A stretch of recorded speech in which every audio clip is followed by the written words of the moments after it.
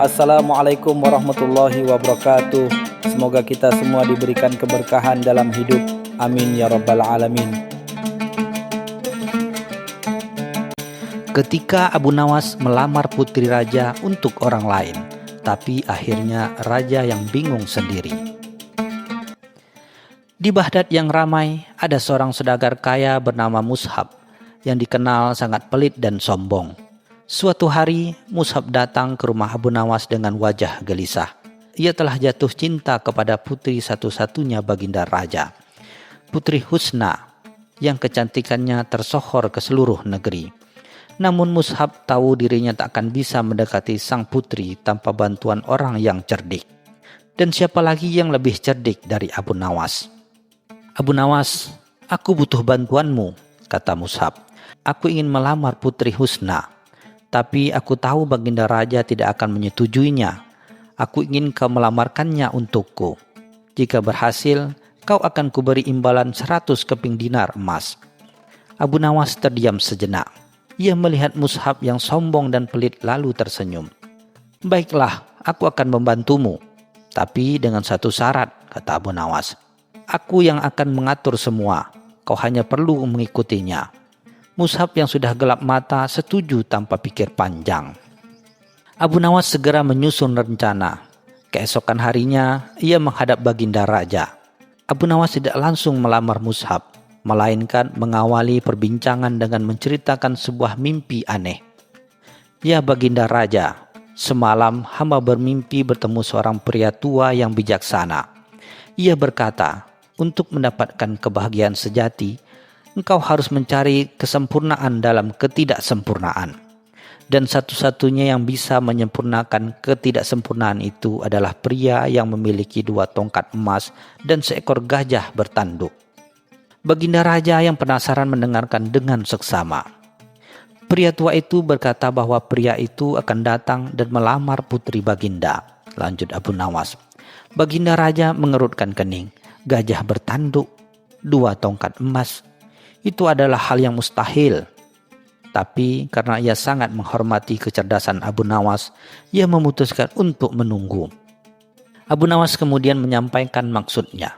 "Baginda, hamba kemari untuk melamar Putri Husna, bukan untuk hamba sendiri, melainkan untuk seorang pria yang sangat unik." Baginda raja tertawa terbahak-bahak. "Seorang pria unik? Kau berani sekali melamar putriku untuk orang lain. Siapa dia?" Abu Nawas tersenyum misterius.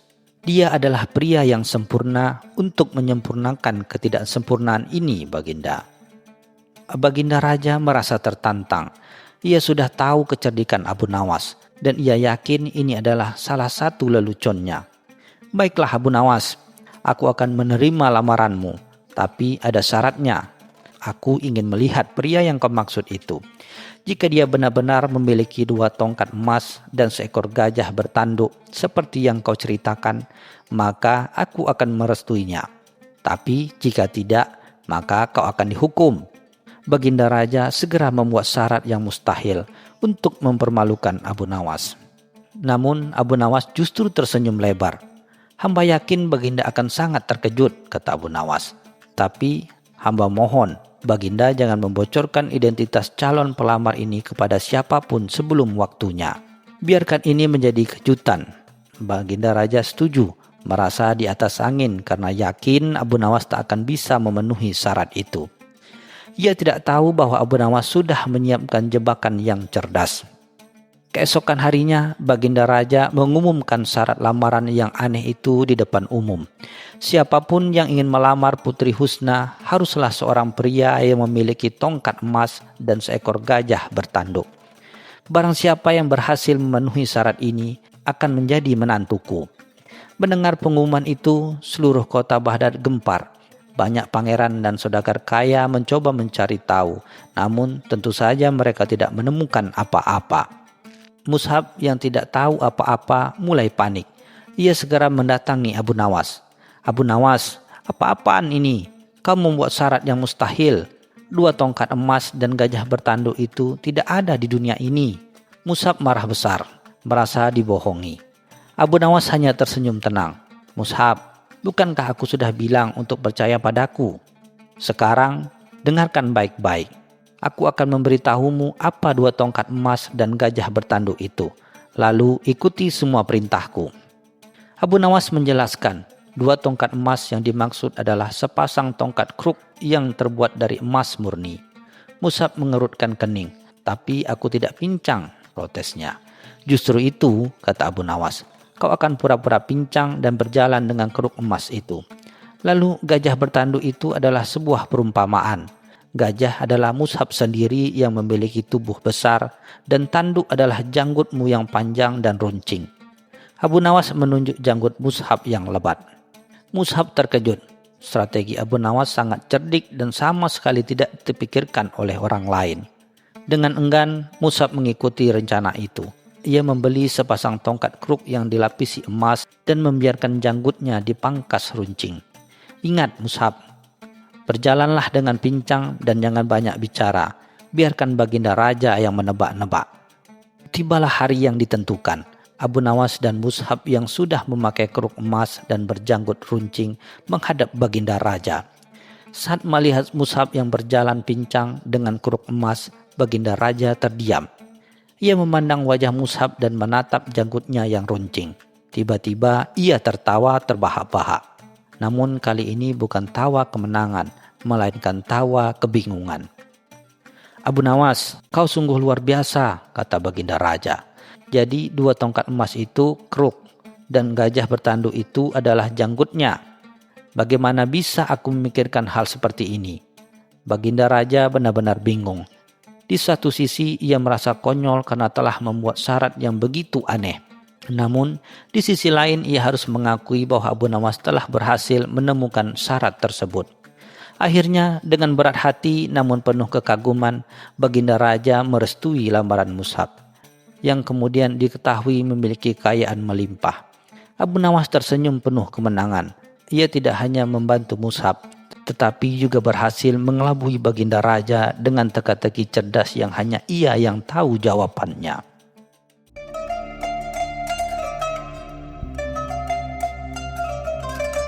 Cerita selanjutnya.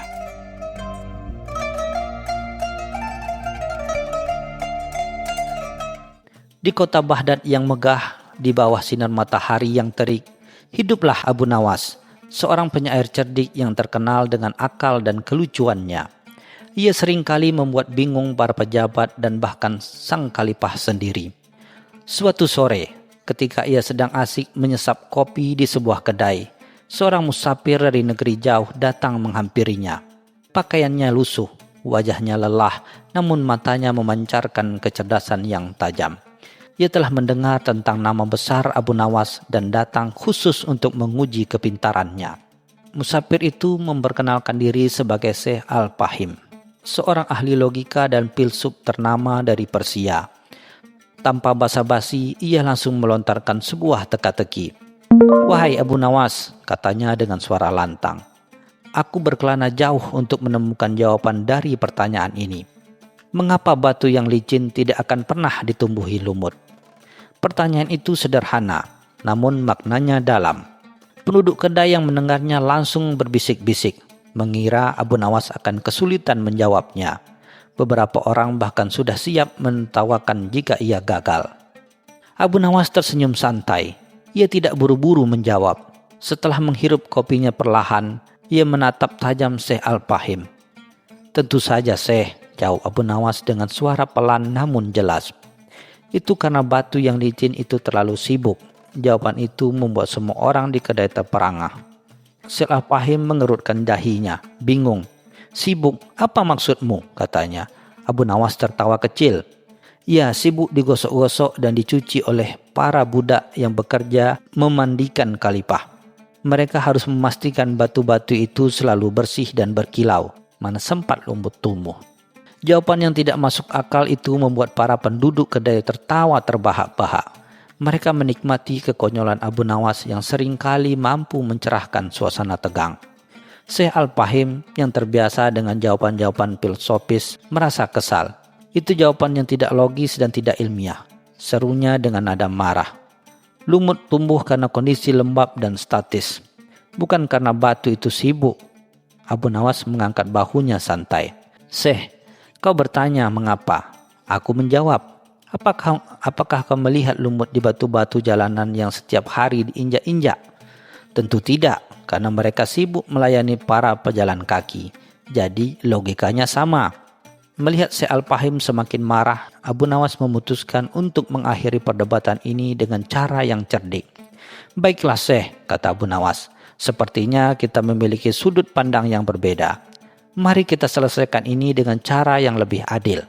Besok aku akan menghadap Khalifah Harun ar-Rasyid dan akan membuktikan bahwa jawabanku masuk akal, atau setidaknya lebih masuk akal dari yang kau kira. Jika aku berhasil, kau harus memberiku seekor unta terbaikmu. Jika tidak, aku akan memberimu semua uang yang aku miliki." Syekh Al-Fahim yang yakin akan kemenangannya langsung menyetujuinya. Ia merasa Abu Nawas telah terjebak oleh kelicikannya sendiri. Tanpa mengetahui apa rencana Abu Nawas selanjutnya, ia pun meninggalkan kedai dengan senyum penuh kemenangan. Sementara itu, penduduk kedai berbisik-bisik, penasaran bagaimana Abu Nawas akan memutarbalikkan logika alam untuk membuktikan jawabannya yang aneh. Mereka tahu bahwa di balik kekonyolannya, Abu Nawas menyimpan sebuah strategi yang tak terduga. Semua orang menantikan bagaimana episode ini akan berlanjut di hadapan Khalifah. Keesokan harinya, Abu Nawas dan Syekh Al-Fahim telah berdiri di hadapan Khalifah Harun ar-Rasyid di istana yang megah. Mereka menceritakan semua kejadian di kedai, dan Khalifah mendengarkan dengan seksama. Setelah mendengar perdebatan mereka, Khalifah merasa terhibur.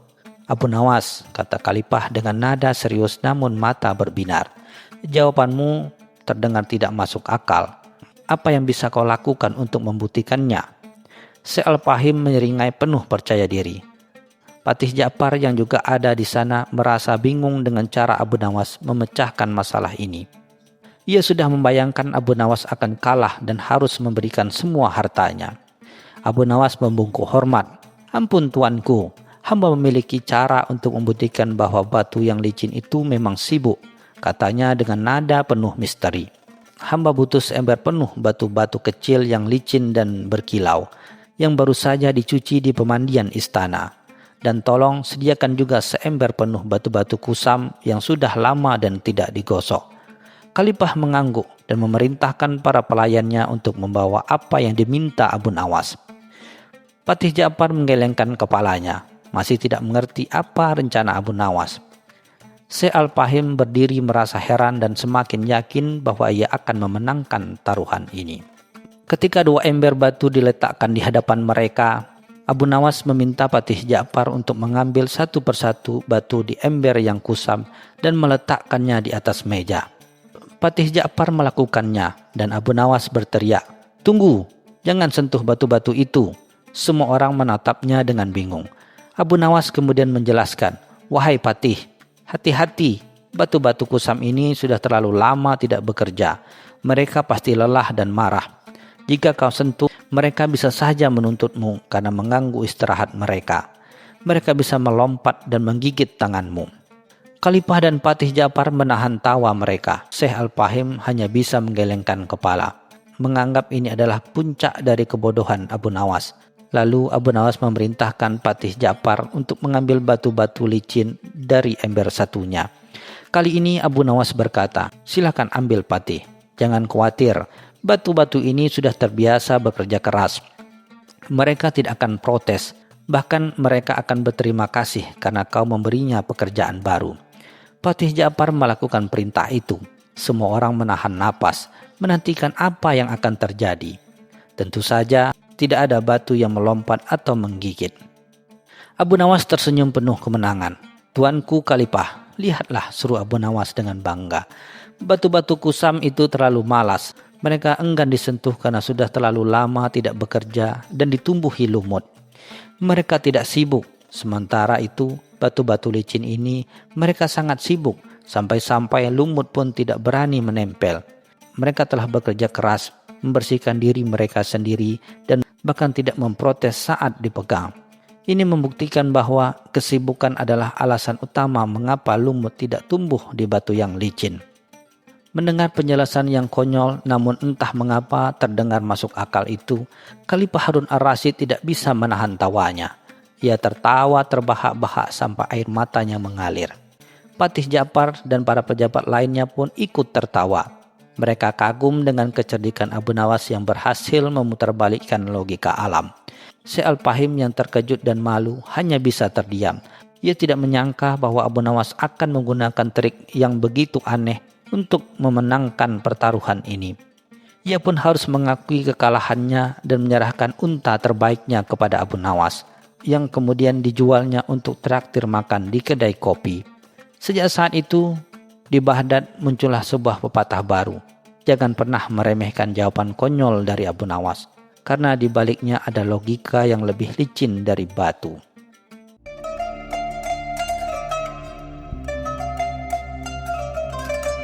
Cerita selanjutnya.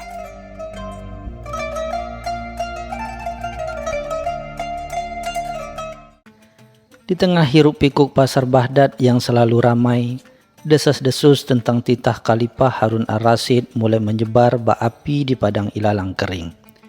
Para pedagang kurma sibuk membicarakan kabar angin itu, sementara para penenun karpet sesekali menghentikan pekerjaannya untuk berbisik-bisik. Konon Baginda sedang mencari seorang penasehat baru yang bijaksana dan cerdik. Namun Abu Nawas, si penyair sekaligus penggoda akal, mulai disebut-sebut di antara kerumunan. Abu Nawas sendiri yang sedang asik menawar harga buah delima hanya tersenyum tipis mendengar bisikan-bisikan itu.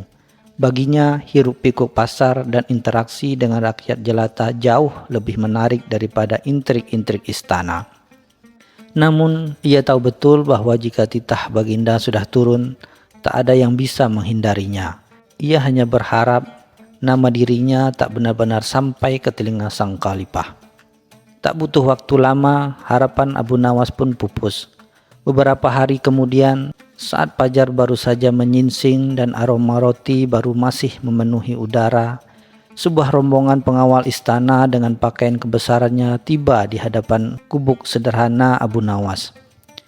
Pemimpin rombongan, seorang wazir yang berwibawa, turun dari kudanya dengan suara lantang menyampaikan titah Baginda. Abu Nawas, Baginda Khalifah Harun ar-Rasyid memanggilmu ke istana. Beliau ingin engkau menjadi menteri agung, mendampinginya dalam segala urusan negara. Suaranya menggelegar di pagi yang hening. Abu Nawas yang baru saja selesai menyeruput kopinya menatap utusan itu dengan tatapan datar, seolah undangan itu adalah ajakan untuk memancing ikan di sungai, bukan tawaran jabatan tinggi. Wazir itu menunggu dengan sabar, mengira Abu Nawas akan melompat kegirangan dan segera bersiap. Namun Abu Nawas hanya terdiam. Pandangannya menerawang jauh ke hamparan kebun zaitun di belakang gubuknya. Ia memikirkan segala konsekuensi menjadi seorang menteri. Hidup terikat aturan, setiap kata dan gerak-geriknya diawasi, dan kebebasan yang selama ini ia junjung tinggi akan hilang tak tersisa. Terima kasih atas kehormatan ini Tuan Wazir, ujar Abu Nawas, akhirnya suaranya tenang. Namun saya rasa ada kesalahpahaman. Hamba hanyalah seorang penyair miskin yang lebih senang berpuisi di bawah rembulan daripada berdebat di ruang sidang istana. Wazir itu mengerutkan kening, tak menyangka penolakan sehalus itu keluar dari mulut seorang yang diminta menjadi tangan kanan Khalifah. Kembali ke istana, Wazir melaporkan penolakan Abu Nawas kepada Khalifah. Harun ar-Rasyid yang sudah sering mendengar kekonyolan dan kecerdikan Abu Nawas hanya tersenyum tipis. Pasti ada sesuatu, gumamnya. Panggil dia kemari, aku ingin mendengar langsung alasannya. Maka Abu Nawas pun dihadapkan ke hadapan Khalifah yang agung. Abu Nawas, mengapa engkau menolak kehormatan besar ini? Bukankah ini kesempatan emas bagi seorang sepertimu? Tanya Khalifah dengan nada menyelidik. Abu Nawas membungkuk hormat, lalu dengan wajah serius menjawab, "Ampun Baginda, hamba tak sanggup menjadi menteri. Hamba takut kehilangan hati hamba." Para wazir dan penggawa yang hadir di ruangan itu saling berpandangan, bingung dengan jawaban yang tak masuk akal itu. Khalifah Harun ar-Rasyid meskipun terkejut mencoba menahan tawanya. Kehilangan hati? Apa maksudmu Abu Nawas? Apakah engkau khawatir akan diserang penyakit aneh di istana? Abu Nawas menggelengkan kepala. Bukan Baginda. Hati hamba ini terlalu lembut, terlalu perasa. Jika hamba menjadi menteri, hamba harus membuat keputusan-keputusan sulit. Mungkin bahkan harus menghukum orang. Bagaimana mungkin hati hamba yang lembut ini tega melihat penderitaan orang lain? Bagaimana mungkin hamba bisa tidur nyenyak jika setiap hari harus mengambil keputusan yang mungkin menyakiti rakyat Baginda?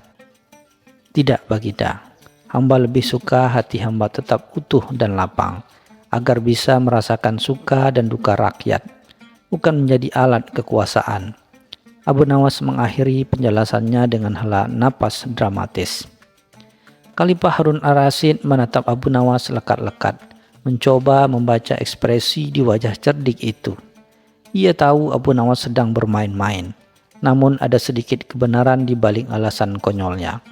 Abu Nawas memang dikenal sebagai sosok yang peka terhadap penderitaan rakyat jelata, dan mungkin saja ia memang tidak cocok dengan intrik politik dan kekuasaan. Namun Harun ar-Rasyid juga tidak ingin menyerah begitu saja. Ia tahu Abu Nawas memiliki kecerdasan yang luar biasa, yang sangat dibutuhkan oleh kerajaannya. Jadi engkau lebih milih hidup miskin dan bebas daripada hidup makmur namun terbelenggu? Tanya Khalifah mencoba memancing reaksi lebih lanjut. Abu Nawas mengangguk mantap. Hamba rela lapar asalkan hati hamba tenang Baginda. Melihat keteguhan hati Abu Nawas, Khalifah Harun ar-Rasyid akhirnya menyerah. Namun bukan berarti ia melepaskan Abu Nawas begitu saja. Baiklah Abu Nawas, kata Khalifah dengan nada geli. Aku tidak akan memaksamu menjadi menteri, tetapi aku punya satu tantangan untukmu. Jika engkau bisa menyelesaikannya, maka aku akan membiarkanmu hidup sesuai keinginanmu. Tantangan itu adalah sesuatu yang tampak mustahil. Abu Nawas harus membuat Baginda tertawa terbahak-bahak hingga air mata menetes, tanpa menggunakan cerita lucu atau lelucon yang biasa.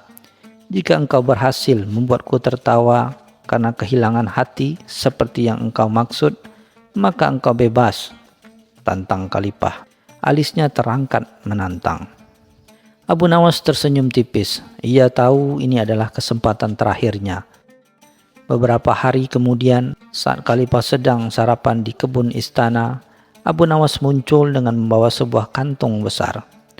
Dengan hormat ia membungkuk, lalu mengeluarkan isinya. Segenggam penuh hati ayam, hati kambing, dan bahkan hati sapi. Semuanya masih segar. Ampun Baginda, kata Abu Nawas. Hamba membawakan Baginda sebagian jenis hati. Hamba berpikir jika Baginda ingin memahami mengapa hamba takut kehilangan hati, mungkin Baginda bisa mencicipi hati-hati ini. Siapa tahu, dengan mencicipi berbagai hati ini, Baginda bisa merasakan beban yang harus hamba pikul jika menjadi menteri. Abu Nawas menyodorkan salah satu hati kambing yang masih bergetar.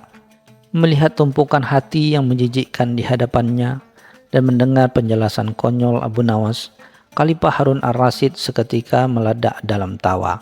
Bukan tawa pelan, melainkan tawa terbahak-bahak yang mengguncang tubuhnya, sehingga air mata benar-benar membasahi pipinya.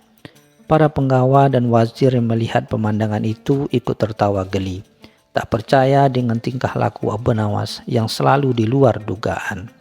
Cukup Abu Nawas, cukup, kata Khalifah di sela tawanya yang tak henti. Engkau benar-benar gila. Aku menyerah. Kau bebas dari jabatan menteri itu. Aku tidak ingin lagi melihat hati-hati busuk ini di hadapanku. Dan begitulah, Abu Nawas berhasil lolos dari jebakan istana, menjaga hatinya tetap lapang dan kembali ke kehidupannya yang sederhana, ditemani tawa yang tak pernah sirna.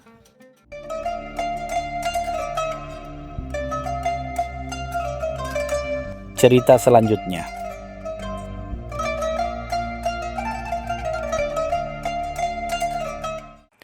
Malam di Baghdad terasa lebih pekat dari biasanya. Tidak ada satupun bintang yang berani menampakkan diri, seolah diselimuti oleh kerudung duka yang tebal. Di tengah kegelapan yang mencekam itu, sebuah perintah aneh dikeluarkan dari istana Khalifah Harun ar-Rasyid. Semua lentera kota harus dipadamkan selama seminggu penuh. Warga Baghdad yang terbiasa dengan gemerlap lampu malam kini terpaksa meraba-raba dalam kegelapan, diliputi kebingungan dan kekhawatiran. Kabar mengenai titah khalifah ini menyebar bagai bisikan angin, mengundang beragam spekulasi. Ada yang menduga ini adalah ujian kesabaran. Ada pula yang berbisik tentang kutukan yang menimpa kota. Di tengah kekacauan itu, seorang pemuda kurus dengan sorot mata cerdik, Abu Nawas, justru terlihat tenang. Ia duduk di beranda rumahnya, menikmati keheningan malam yang tak biasa, seolah menyimpan rahasia besar di balik senyum tipisnya. Kegelapan yang melanda Baghdad segera berdampak pada kehidupan sehari-hari. Para pedagang mengeluh dagangan mereka tak laku. Pembeli enggan keluar rumah karena takut tersesat atau dirampok. Pasar yang biasanya riuh kini sunyi. Hanya sesekali terdengar langkah kaki ragu-ragu dan bisikan kekhawatiran. Kehidupan seolah berhenti oleh kegelapan yang tak berujung. Seorang pedagang rempah bakar dengan wajah lesu menghampiri Abu Nawas. Abu Nawas, akal sehat khalifah sepertinya telah hilang. Bagaimana mungkin kota sebesar ini hidup tanpa cahaya? Kita semua akan mati kelaparan, keluhnya seraya menggelengkan kepala. Abu Nawas hanya tersenyum simpul, menyeduh secangkir teh min hangat, seolah kegelapan tak sedikit pun mengusik ketenangannya.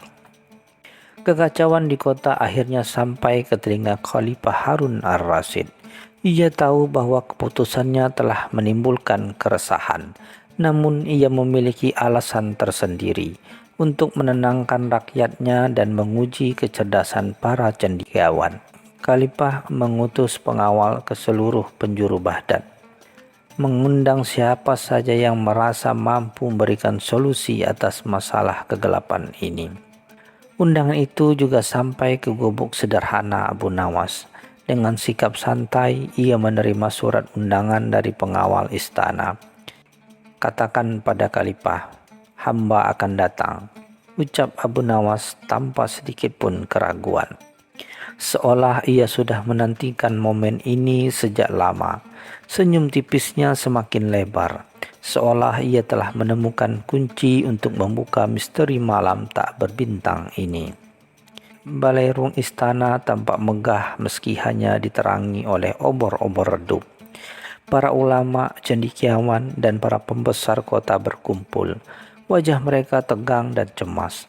Mereka telah mencoba berbagai cara untuk meyakinkan Khalifah agar membatalkan titahnya. Namun semua sia-sia. Khalifah Harun ar-Rasyid duduk di singgasananya, mengamati satu persatu wajah yang dipenuhi keresahan. Tiba-tiba seseorang tubuh kurus melangkah masuk, memecah keheningan. Dengan langkah ringan dan senyum yang tak pernah lekang di bibirnya, Abu Nawas menghadap Khalifah. Para hadirin saling berbisik, heran melihat keberanian pemuda yang sering dianggap menyeleneh ini. Khalifah sendiri menatap Abu Nawas dengan tatapan menyelidik, penasaran akan apa yang akan diucapkannya. Abu Nawas, apakah kau datang untuk mengeluh seperti yang lain? Tanya Khalifah dengan nada dingin. Abu Nawas membungkuk hormat, lalu dengan suara tenang menjawab, "Ampun Tuan Khalifah, hamba datang bukan untuk mengeluh, melainkan untuk menawarkan solusi. Namun sebelum itu, izinkan hamba mengajukan sebuah pertanyaan." Para hadirin terkejut, berani-beraninya Abu Nawas mengajukan syarat kepada Khalifah. Khalifah menyeringai, "Silakan Abu Nawas. Aku ingin tahu seberapa cerdas dirimu." Abu Nawas kemudian berkata, "Tuanku, kita berada di kegelapan yang sama. Namun mengapa hati sebagian dari kita terasa lebih gelap daripada yang lain? Bukankah terang dan gelap adalah dua sisi dari koin yang sama?" Pertanyaan Abu Nawas membuat para ulama saling pandang. mencoba mencerna maksud di balik ucapannya. Khalifah Harun ar-Rasyid terkesima mendengar pertanyaan Abu Nawas yang tak terduga. Ia melihat kilatan kecerdasan di mata pemuda itu. "Baik Abu Nawas," ujar Khalifah. "Jika kau bisa membawa terang ke kota ini tanpa menyalakan satu pun lentera, aku akan memberimu hadiah yang tak diduga. Namun jika kau gagal, kau akan dihukum cambuk 100 kali." Tanpa ragu Abu Nawas menerima tantangan itu. "Hamba terima taruhan ini, tuanku Khalifah. Beri hamba waktu 3 hari. Di penghujung hari ketiga, seluruh Baghdad akan bersinar, bukan karena lentera, melainkan karena sesuatu yang jauh lebih berharga." Para hadirin menganggap Abu Nawas gila, namun Khalifah justru menatapnya dengan pandangan penuh harapan. Setelah kembali dari istana, Abu Nawas tidak langsung melakukan hal-hal aneh seperti biasanya. Ia justru meminta bantu kepada pengawal istana untuk menyebarkan sebuah pengumuman ke seluruh penjuru Baghdad. Pengumuman itu berisi ajakan sederhana. Setiap warga diminta untuk menuliskan satu hal baik yang telah mereka lakukan atau saksikan dalam kegelapan ini. Awalnya warga merasa aneh dengan permintaan Abu Nawas. Apa hubungannya hal baik dengan kegelapan? Namun karena rasa ingin tahu dan kepercayaan kepada kejenakan Abu Nawas, mereka pun menuliskan kisah-kisah kecil. Ada yang menulis tentang tetangga yang membantu mereka menemukan jalan pulang. Ada yang menulis tentang anak-anak yang belajar membaca di bawah cahaya rembulan. Dan ada pula yang menulis tentang kebaikan hati seorang pedagang yang memberikan makanan gratis. Dalam waktu 2 hari, ribuan gulungan kertas berisi kisah-kisah kebaikan berkumpul di rumah Abu Nawas. Ia menghabiskan malam-malam membaca setiap tulisan dengan teliti. Semakin ia membaca, semakin terpancar senyum di wajahnya. Ia menemukan bahwa di balik kegelapan fisik, ada cahaya kemanusiaan yang bersinar terang, bahkan lebih terang daripada cahaya lentera manapun.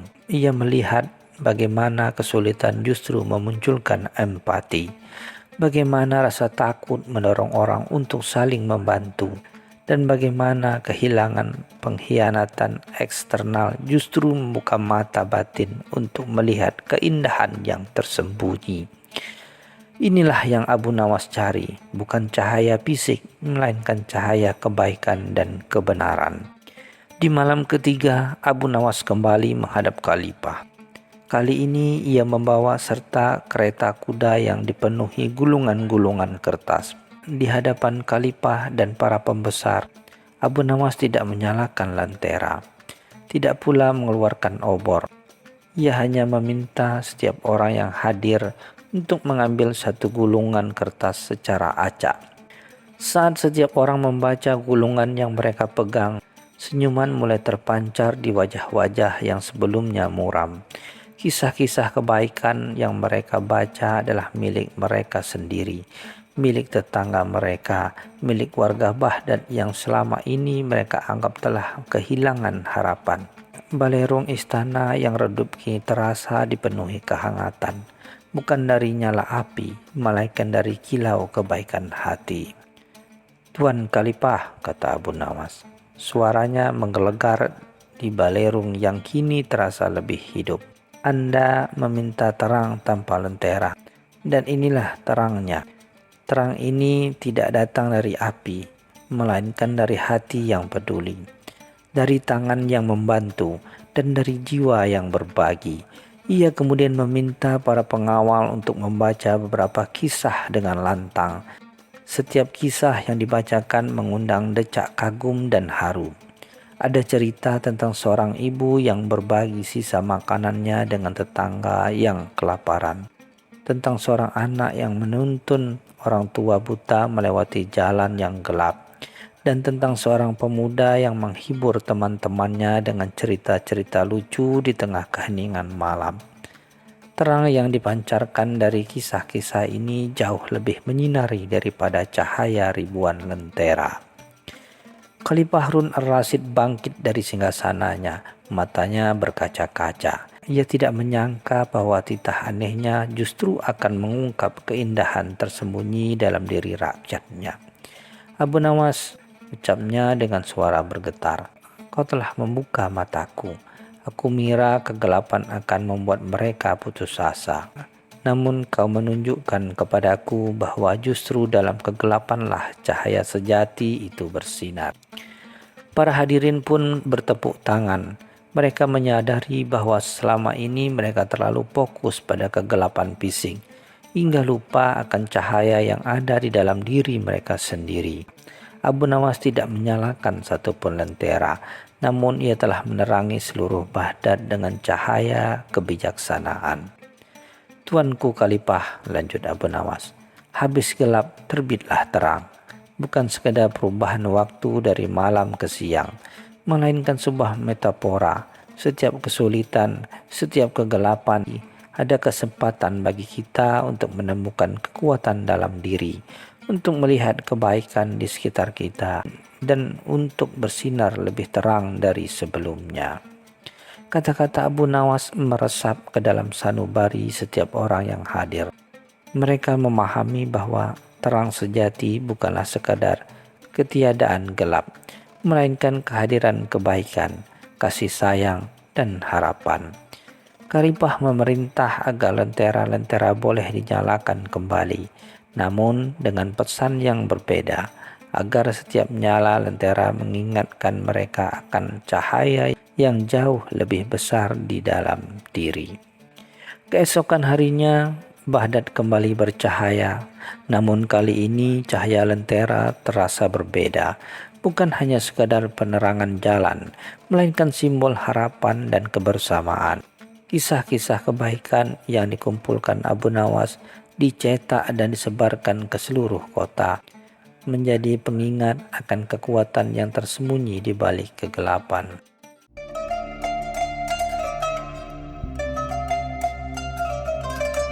Cerita selanjutnya.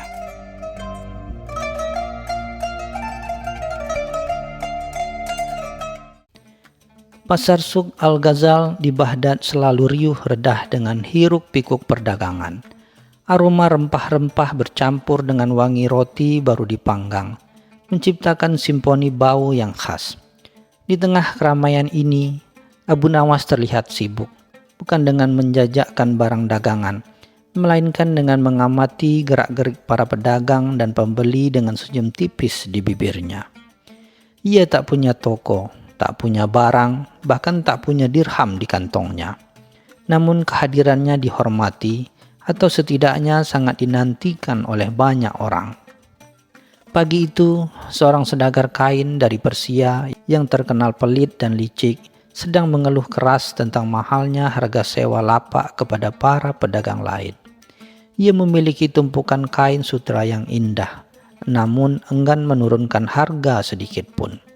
Abu Nawas mendekat, pura-pura tertarik pada kain-kain tersebut, dan dalam sekejap ia sudah menarik perhatian si saudagar dengan celetukan-celetukan lucunya yang cerdas, membuat beberapa pedagang lain tersenyum geli. Abu Nawas lantas berkata, "Wahai saudagar yang mulia, kain-kainmu ini sangat menawan, kilauannya memikat mata, seolah ditenun dari cahaya bulan. Namun izinkan hamba bertanya, apakah kilauan ini akan tetap ada setelah dicuci 100 kali? Ataukah ia hanya tipuan pandangan sesaat?" Pertanyaan itu sontak membuat si saudagar terdiam. Wajahnya sedikit memerah. Para pedagang di sekelilingnya menahan tawa. Tahu betul Abu Nawas sedang menyindir kualitas barang dagangannya.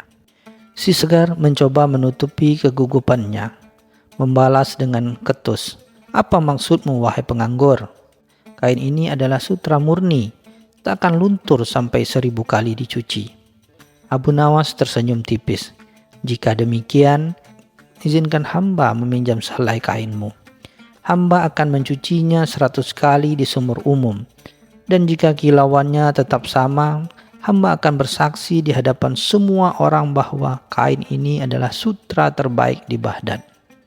Jika tidak, kau harus mentraktir semua pedagang di pasar ini makan malam." Si saudagar merasa tertantang dan yakin dengan barangnya. Tanpa pikir panjang menyetujui tantangan itu. Disaksikan oleh seluruh pasar. Keesokan harinya, pasar kembali ramai. Semua menantikan hasil eksperimen Abu Nawas. Dengan percaya diri, Abu Nawas membawa sehelai kain yang sama persis seperti yang dipinjamkan kemarin. Namun kali ini kain itu tampak kusam dan pudar warnanya. Ia memegangnya tinggi-tinggi di hadapan semua orang, termasuk si saudagar kain yang wajahnya langsung pucat pasi.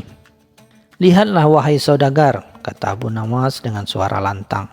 "Kainmu yang katanya ditenun dari cahaya bulan, kini tampaknya seperti kain lap lusuh. Kau berbohong kepada kami." Si saudagar mencoba membela diri, namun tak ada yang percaya padanya. Abu Nawas kemudian tertawa kecil. "Sebenarnya kain yang kusam ini bukanlah kainmu. Aku hanya menunjukkan betapa mudahnya penipuan terungkap. Kainmu yang asli yang telah dicuci 50 kali masih tetap berkilau indah." Ia kemudian mengeluarkan kain yang sebenarnya, yang memang masih tampak cemerlang. Semua orang terkejut, namun kemudian tertawa lepas. Si saudagar meski merasa dipermalukan, merasa lega dan terpaksa menepati janjinya mentraktir makan malam. Sejak hari itu, reputasi Abu Nawas sebagai orang jujur dan cerdik semakin menyebar di pasar, dan para pedagang, bahkan yang paling pelit sekalipun, akan berpikir 2 kali sebelum mencoba menipu di hadapannya. Kabar kecerdikan Abu Nawas bukan hanya sampai ke telinga para pedagang, tetapi juga terdengar hingga ke istana Khalifah Harun ar-Rasyid. Suatu hari, seorang hakim di Baghdad yang terkenal adil, namun terkadang terlalu terpaku pada aturan hukum, sedang dihadapkan pada perkara yang membingungkan. 2 orang warga desa, seorang petani miskin dan seorang saudagar kaya, berebut kepemilikan seekor keledai. Petani bersumpah keledai itu miliknya, sedangkan saudagar kaya bersikeras keledai itu adalah miliknya yang hilang. Hakim telah mencoba berbagai cara untuk memutuskan siapa pemilik sah keledai tersebut, namun tidak berhasil. Kedua belah pihak memiliki argumen yang meyakinkan, dan keledai itu sendiri tidak bisa berbicara. Dalam keputusan, sang hakim teringat akan Abu Nawas. Ia mengirim utusan untuk memanggilnya ke pengadilan, berharap kecerdikan Abu Nawas dapat memecahkan kebuntuan ini. Ketika Abu Nawas tiba di pengadilan, ia disambut dengan hormat oleh sang hakim.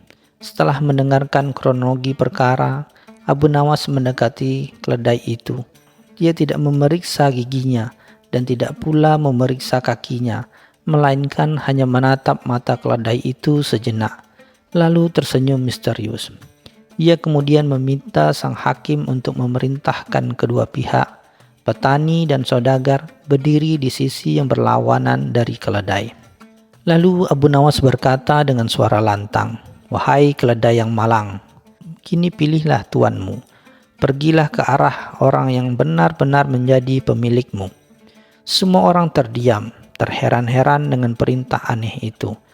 Petani dan saudagar saling berpandangan dengan cemas. Keledai itu sendiri, setelah beberapa saat kebingungan, perlahan-lahan melangkah maju.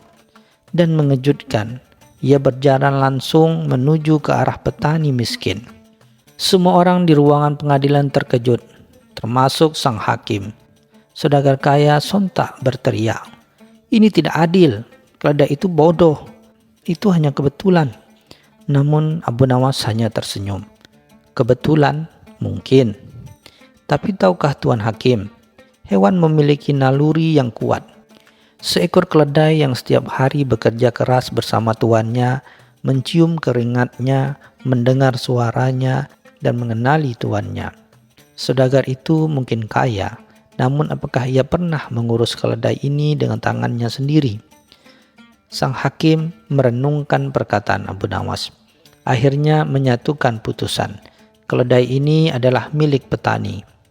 Meskipun putusan itu didasarkan pada naluri keledai yang tidak tertulis dalam hukum, Semua orang mengakui keadilannya. Saudagar kaya harus menerima kekalahan dengan malu, sementara petani miskin bersorak gembira. Sejak hari itu, kecerdasan Abu Nawas tidak hanya dihormati di pasar, tetapi juga diakui dalam urusan hukum, menunjukkan bahwa kebijaksanaan kadangkala datang dari tempat yang tak terduga, bahkan tanpa gelar dan tanpa kekuasaan. Khalifah Harun ar-Rasyid yang sudah sering mendengar kisah-kisah tentang Abu Nawas ingin sekali menguji kecerdikannya secara langsung. Ia berencana mengadakan perjamuan mewah di istana, mengundang para bangsawan, ulama dan pejabat penting. Namun ia tidak mengundang Abu Nawas.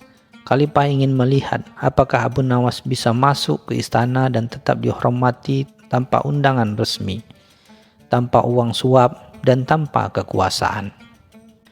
Malam perjamuan tiba. Istana gemerlap dengan cahaya lilin dan tawa riang para tamu. Di luar gerbang istana, Abu Nawas berdiri dengan pakaian sederhananya, mengamati keramaian. Para penjaga gerbang mengenalnya, namun mereka tahu ia tidak diundang.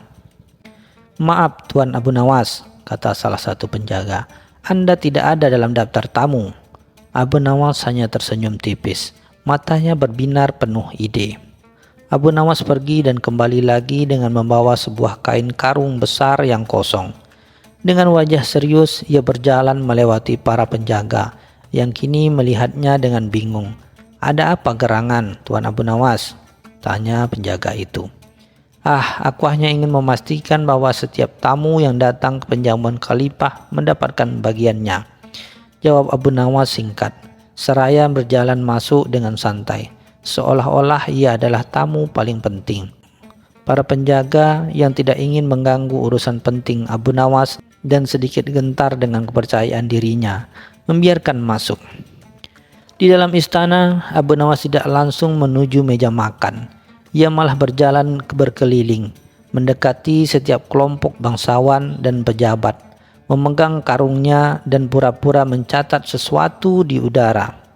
Khalifah Harun ar-Rasyid yang mengamati dari jauh merasa geli sekaligus penasaran. Ia memanggil Abu Nawas. "Apa yang sedang kau lakukan, wahai Abu Nawas? Mengapa kau membawa karung kosong itu?" Abu Nawas membungkuk hormat di hadapan Khalifah. "Ampun Tuanku Khalifah, hamba hanya ingin memastikan bahwa setiap tawa yang tulus, setiap percakapan yang penuh kebijaksanaan, dan setiap kebahagiaan yang terpancar dari perjamuan Tuanku tidak terbuang sia-sia. Hamba mengumpulkannya di karung ini, agar bisa hamba bawa pulang dan bagikan kepada rakyat jelata yang tidak bisa menikmati kemewahan seperti ini." Semua tamu mendengar perkataan Abu Nawas terdiam, tersentuh oleh maknanya. Khalifah sendiri yang awalnya ingin menguji Abu Nawas, kini justru merasa terpukul oleh kebijaksanaan tak terduga itu. Khalifah Harun ar-Rasyid tersenyum lebar. "Sungguh cerdik engkau, Abu Nawas. Kau telah mengajarkan kami bahwa kebahagiaan sejati bukanlah tentang kekayaan atau kekuasaan, melainkan tentang berbagi dan kepedulian. Karungmu meski kosong jauh lebih berharga daripada semua permata di istanaku." Sejak saat itu, Abu Nawas tidak hanya diizinkan untuk hadir di setiap perjamuan Khalifah, tetapi juga sering diundang untuk memintai pendapat. Ia tetap hidup sederhana tanpa uang dan kekuasaan, namun selalu dihormati oleh semua lapisan masyarakat, membuktikan bahwa kecerdasan, integritas, dan humor adalah harta yang tak ternilai, bahkan di tengah gemerlapnya Baghdad.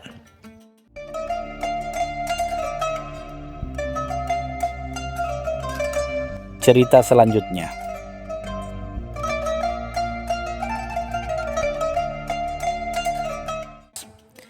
Malam itu, bulan sabit menggantung rendah di atas Baghdad, memancarkan cahaya perak yang termaram di antara menara-menara masjid dan kubah-kubah istana. Di dalam kamar tidurnya yang megah, Sultan Harun ar-Rasyid berguling gelisah. Keringat dingin membasahi dahinya, dan napasnya terengah-engah, seolah baru saja berlari maraton dalam mimpinya. Pagi menjelang, dan sang sultan terbangun dengan perasaan yang tidak karuan. Mimpi semalam begitu nyata, begitu membingungkan, sehingga membuat pikirannya kacau balau. Ia teringat serpihan-serpihan aneh, sebuah gunung roti yang runtuh, sungai madu yang mendidih, dan sepasang sendal emas yang berbicara. Para kasim dan pelayan bergegas mendekat, khawatir melihat wajah pucat dan mata merah sang sultan. Mereka bertanya dengan nada cemas, "Ampun tuanku, apa ada yang tidak beres?" Sultan hanya menghela napas panjang, tatapannya kosong, seolah masih terperangkap dalam dunia mimpinya. Ia mencoba menceritakan mimpinya kepada para penasehatnya, tetapi kata-katanya terdengar aneh dan tidak masuk akal. Para penasehat yang terbiasa dengan masalah kenegaraan yang logis hanya bisa mengerutkan dahi, saling berpandangan dengan kebingungan yang jelas terpancar di wajah mereka. Tidak ada satupun di antara mereka yang berani menawarkan tafsir. Mereka tahu betul kemarahan sultan jika tafsir mereka keliru atau dianggap meremehkan. Suasana di ruang pertemuan istana menjadi tegang, diselimuti keheningan yang menyesakkan. Hanya sesekali dipecahkan oleh batuk kecil dari salah seorang wazir. Di tengah kebuntuan itu, salah satu wazir senior dengan suara ragu-ragu akhirnya memberanikan diri. "Ampun tuanku," katanya. "Mungkin ada seseorang yang bisa membantu. Seorang yang terkenal dengan kecerdasan dan pemikirannya yang unik. Abu Nawas." Nama itu melayang di udara, membawa serta reputasi Abu Nawas yang tak terduga. Seorang pujangga, pelawak, dan terkadang pemecah masalah yang tak terduga. Kabar tentang kegelisahan sultan dan mimpinya yang aneh segera menyebar ke seluruh Baghdad, sampai akhirnya tiba di telinga Abu Nawas. Ia sedang menikmati secangkir kopi Arab di warung kopi langganannya, ditemani beberapa teman yang asik mendengarkan kisah-kisah lucunya. Mendengar nama sultan, Abu Nawas hanya tersenyum tipis, seolah sudah menduga apa yang akan terjadi. Tidak lama kemudian, seorang pengawal istana bergegas datang. Napasnya terengah-engah dengan perintah mendadak dari sultan. "Abu Nawas, Anda dipanggil menghadap sultan segera. Beliau membutuhkan bantuan Anda untuk menafsirkan mimpi anehnya." Abu Nawas mengangguk pelan, tanpa menunjukkan ekspresi terkejut sedikit pun. Para teman Abu Nawas saling berpandangan, antara takjub dan sedikit khawatir. Mereka tahu betul bagaimana sultan bisa menjadi sangat temperamental jika permintaannya tidak dipenuhi. Namun, Abu Nawas dengan santai menghabiskan kopinya, seolah tidak ada beban di pundaknya. Ia kemudian bangkit, merapikan jubahnya yang sudah usang, dan mengikuti pengawal istana dengan langkah tenang. Sepanjang perjalanan menuju istana, ia tidak banyak berbicara. Hanya sesekali tersenyum pada keramaian pasar yang mereka lewati, seolah sedang merangkai teka-teki dalam benaknya. Setibanya di gerbang istana, Abu Nawas disambut oleh para wazir yang wajahnya masih terlihat muram dan penuh kekhawatiran. Mereka memandangnya dengan campuran harapan dan keraguan.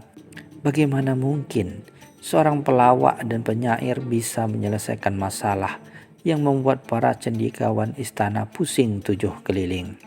Tanpa basa-basi, Abu Nawas dibawa langsung ke hadapan sultan, yang duduk di singgasananya dengan wajah lelah dan gelisah.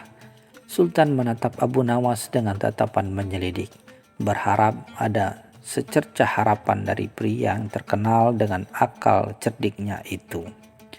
Sultan Harun ar-Rasyid dengan suara berat yang dipenuhi kelelahan mulai menceritakan mimpinya kepada Abu Nawas. "Dengarkan Abu Nawas," katanya, "mimpiku sungguh aneh. Aku melihat sebuah gunung roti yang besar, namun tiba-tiba runtuh dan semua orang berebut mengambilnya, tetapi tidak ada satupun yang kenyang." Abu Nawas mendengarkan dengan seksama, sesekali mengangguk-ngangguk. Sultan melanjutkan, "Kemudian ada sungai madu yang jernih, tiba-tiba mendidih dan mengeluarkan asap tebal. Semua hewan kehausan, tapi tak ada yang bisa meminumnya. Para wazir yang berada di ruangan itu saling berpandangan. Beberapa di antara mereka hampir tertawa dengan keanehan mimpi sultan, namun segera menahannya.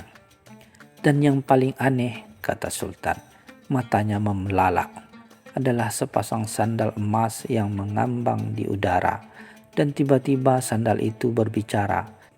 Mereka saling berdebat tentang siapa yang lebih berhak dihormati. Sultan mengakhiri ceritanya dengan helahan napas panjang, menatap Abu Nawas dengan tatapan penuh harap. Suasana hening. Para wazir menahan napas, menunggu reaksi Abu Nawas. Mereka membayangkan Abu Nawas akan mengerutkan dahi, menggaruk kepala, atau bahkan tertawa terbahak-bahak. Namun Abu Nawas hanya diam. Pandangannya lurus ke depan, seolah sedang melihat sesuatu yang tak terlihat oleh orang lain. Setelah beberapa saat hening, Abu Nawas tiba-tiba tersenyum tipis. Sultan dan para wazir merasa sedikit lega, tetapi sekaligus penasaran. "Ampun tuanku," kata Abu Nawas dengan suara tenang. "Mimpi Anda memang luar biasa dan penuh makna.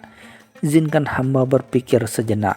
Ia kemudian meminta waktu untuk menyendiri, berjanji akan kembali dengan tafsiran yang tepat. Sultan setuju memberikan waktu hingga esok pagi. Abu Nawas kemudian meninggalkan istana, kembali ke rumahnya dengan senyum misterius di bibirnya, meninggalkan para wazir yang masih teruyung-uyung oleh kebingungan dan rasa ingin tahu yang membara. Malam itu Abu Nawas tidak tidur. Ia duduk di kamarnya yang sederhana, ditemani sebuah lampu minyak yang berkedip-kedip. Otaknya bekerja keras memutar setiap detail mimpi sultan. Ia tidak mencari tafsiran dalam buku-buku lama atau ramalan bintang. Ia mencari jawabannya dalam pengamatannya terhadap kehidupan sehari-hari, terhadap sifat manusia, dan terhadap kondisi Baghdad. Ia memikirkan gunung roti yang runtuh. Apakah itu simbol kelaparan di tengah kelimpahan? Sungai madu yang mendidih. Apakah itu tentang kekayaan yang tidak bisa dinikmati? Sendal emas yang berbicara. Apakah ini tentang kesombongan dan perdebatan tak berarti? Satu persatu, ia mulai menyatukan kepingan-kepingan teka-teki itu. Menjelang subuh, sebuah ide cemerlang melintas di benak Abu Nawas. Ia tersenyum puas, seolah baru saja menemukan harta karun. Ia telah menemukan benang merah yang menghubungkan semua elemen aneh dalam mimpi sultan.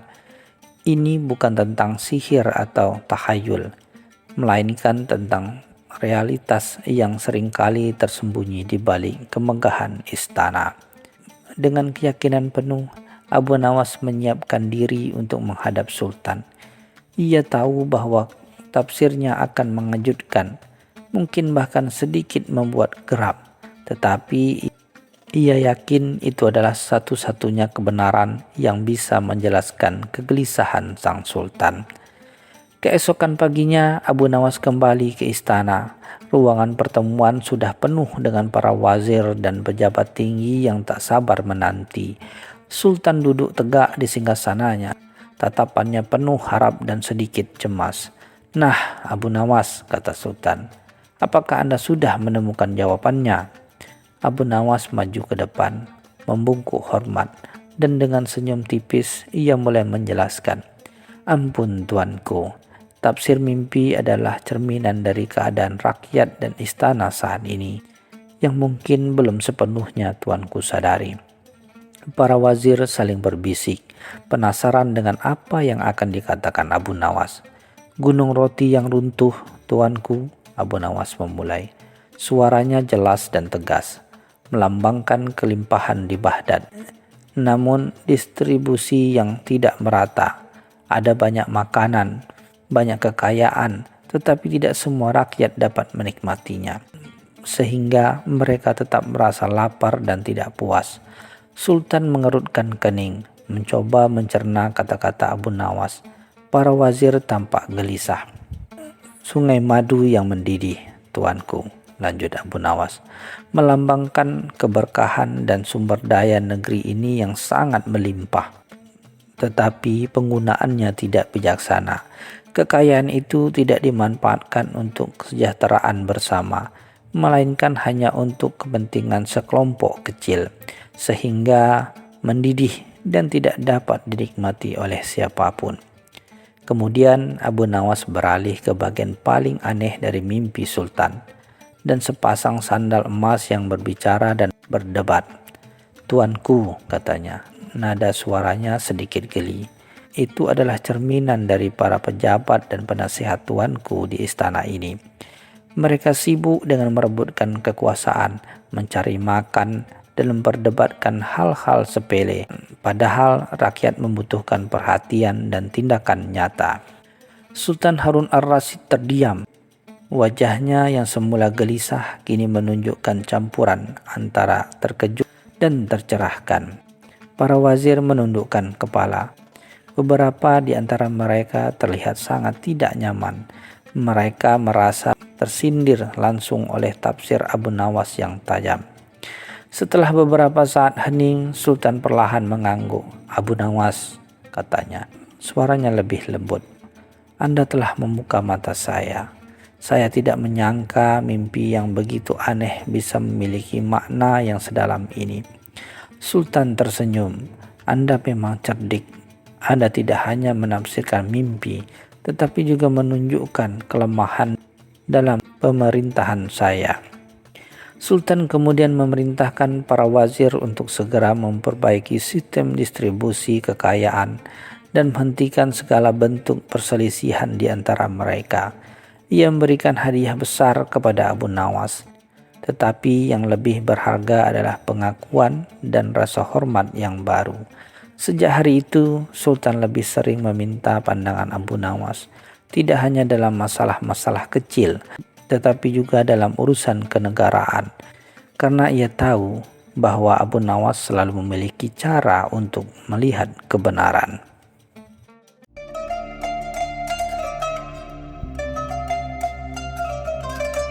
Cerita selanjutnya.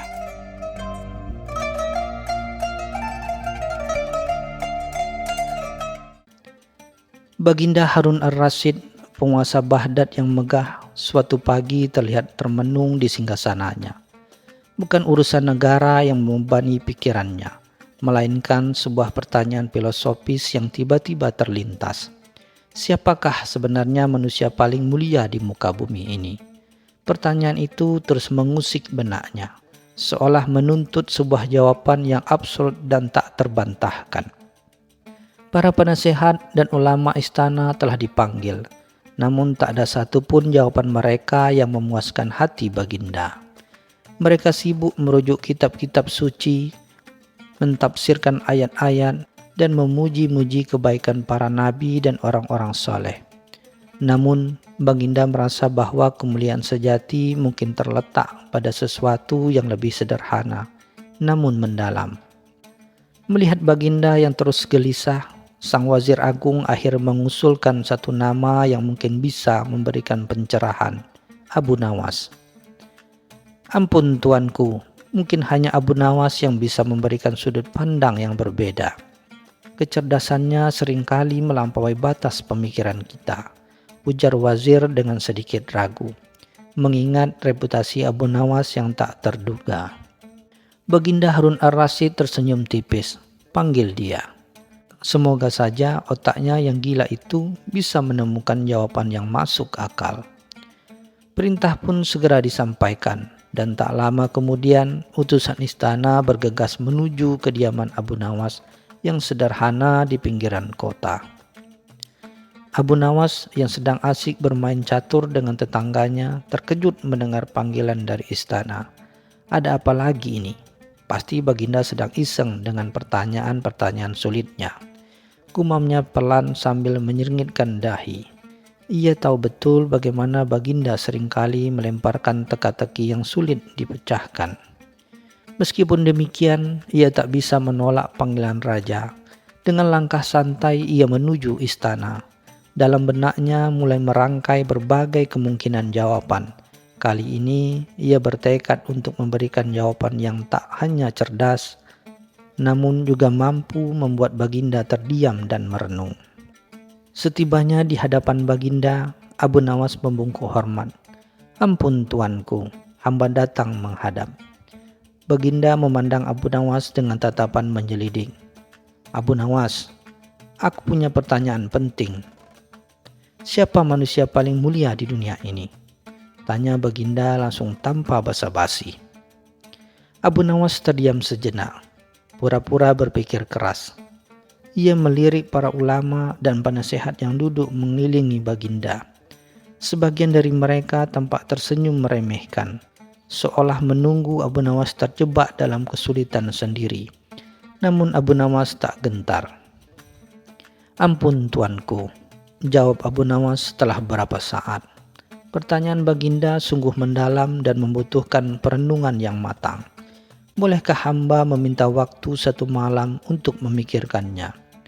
Permintaan Abu Nawas ini sontak membuat sebagian hadirin saling berbisik, mengira ia hanya mencoba mengulur waktu. Baginda Harun ar-Rasyid mengangguk. "Baiklah Abu Nawas, kau kuberi waktu 1 malam. Namun, jika besok kau tidak membawa jawaban yang memuaskan, kau tahu sendiri konsekuensinya," ucap Baginda dengan nada sedikit mengancam. Namun di sudut bibirnya tersungging senyum tipis. Malam itu, Abu Nawas tidak pulang ke rumahnya. Ia justru menghabiskan malam berkeliling di pasar Baghdad yang ramai, mengamati setiap orang yang lalu lalang.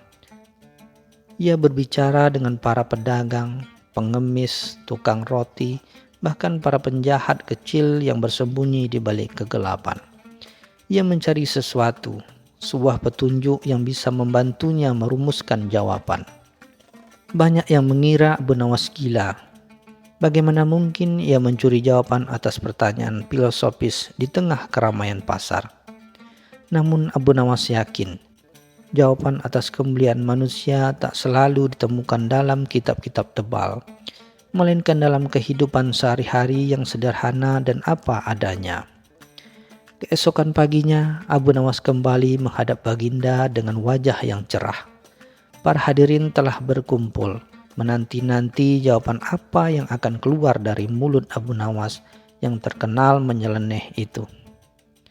Baginda Harun ar-Rasyid duduk tegak, tatapannya penuh harap sekaligus keraguan. "Bagaimana Abu Nawas? Sudahkah kau temukan jawabannya?" tanya Baginda tak sabar. Abu Nawas senyum tipis, seolah menyimpan sebuah rahasia besar yang siap diungkapkan. "Ampun tuanku," kata Abu Nawas sambil menunjuk ke arah jendela istana yang terbuka lebar, memperlihatkan pemandangan kota Baghdad di pagi hari. "Menurut hamba, manusia paling mulia adalah dia yang masih bernapas, sehat, dan memiliki kesempatan untuk berbuat baik setiap harinya." Seketika istana hening. Para ulama dan penasehat saling berpandangan. Tak menyangka jawaban Abu Nawas sesederhana itu. Namun sekaligus sangat mendalam. Tidak ada pujian untuk raja, tidak ada kutipan ayat, hanya sebuah observasi tentang kehidupan itu sendiri. Baginda Harun ar-Rasyid menatap Abu Nawas lekat-lekat. Kemudian perlahan sebuah senyuman merekah di wajahnya. "Jelaskan maksudmu Abu Nawas," ujarnya tertarik dengan jawaban yang tak pernah terlintas di benaknya itu. "Tuanku," jawab Abu Nawas, "selama seseorang masih hidup, ia memiliki kesempatan untuk bertobat dari dosa-dosanya, untuk menolong sesama, untuk menyebarkan kebaikan, dan untuk mendekatkan diri kepada Sang Pencipta. Setiap hembusan napas adalah anugerah, sebuah kesempatan untuk memperbaiki diri dan menjadi lebih mulia. Orang yang telah meninggal, tak peduli seberapa mulia ia di masa hidup, tak lagi memiliki kesempatan itu. Maka, orang yang masih hidup dan sehat memiliki potensi kemuliaan yang tak terbatas setiap harinya." Baginda Harun ar-Rasyid mengangguk-angguk setuju. Ia akhirnya menemukan jawaban yang ia cari, bukan dari kitab-kitab atau pujian, melainkan dari sebuah pemikiran yang sederhana namun penuh hikmah. Sejak saat itu, Baginda semakin menghargai setiap momen dalam hidupnya. Dan Abu Nawas sekali lagi membuktikan kecerdasannya yang tak terduga.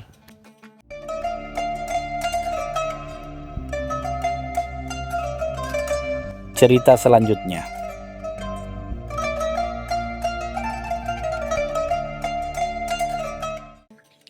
Di jantung kota Baghdad yang ramai, hiduplah seorang pedagang permata kaya raya bernama Tuan Paruk.